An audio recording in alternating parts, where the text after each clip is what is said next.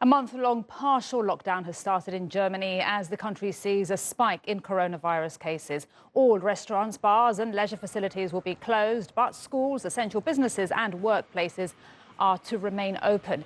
Now, German officials will meet again in 10 days' time to re-evaluate these measures. The country has more than 540,000 cases and over 10,000 people have died from COVID-19.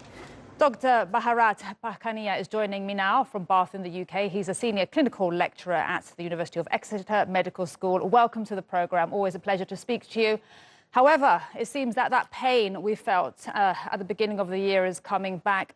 People are tired, Dr. Bharat. In European countries, was a lockdown the only option, especially in the UK where you are?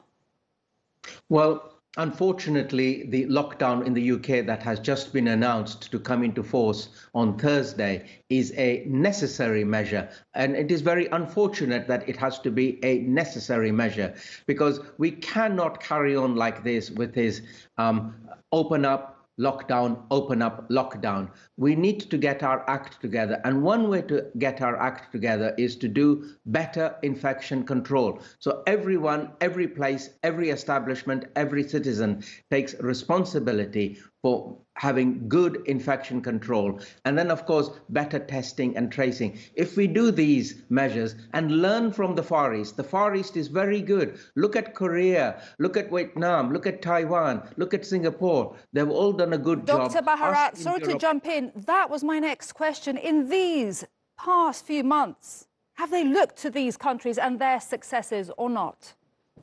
I wish they would, because sitting as an independent doctor, I feel you're missing a big trick, which is look at the successes of the Far East. Don't be so proud that only the West knows how to do these things, and copy them, because the Far East knows a lot about these pandemic measures, and they've done a really good job. And, you know, we sit here as journalists and we cover the world and we look at the Far East and then we get to Europe and we just think, can't you look at that example? I mean, it must be very frustrating for you. I mean, I'm just a journalist, but you as a doctor, as a scientist, will this time round be any different? And as you said, you know, open up, lockdown. Is that going to be what we're going to see, let's say, I don't know, December? Another opening down and then numbers rising again?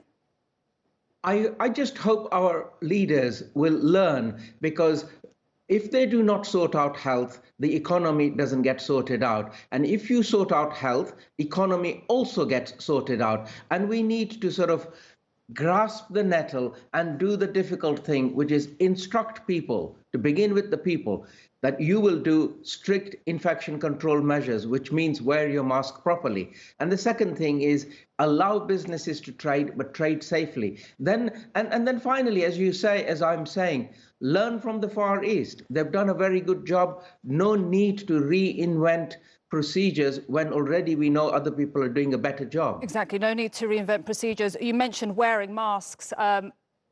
I myself, I am from the UK. I saw a huge difference in the amount of masks being worn in London, my hometown, compared to where I live here. Will that change? Will it become obligatory to wear a mask? Here, I walk around, people wear masks. In London, I was very shocked that they didn't. I think this is a failure of messaging and failure from the highest office in the land, because we need to, you see, there was a lot of reluctance. If you look back, you will see Prime Minister Johnson was very ambivalent and not keen on masks. And then finally, when he accepted masks, it was half-hearted.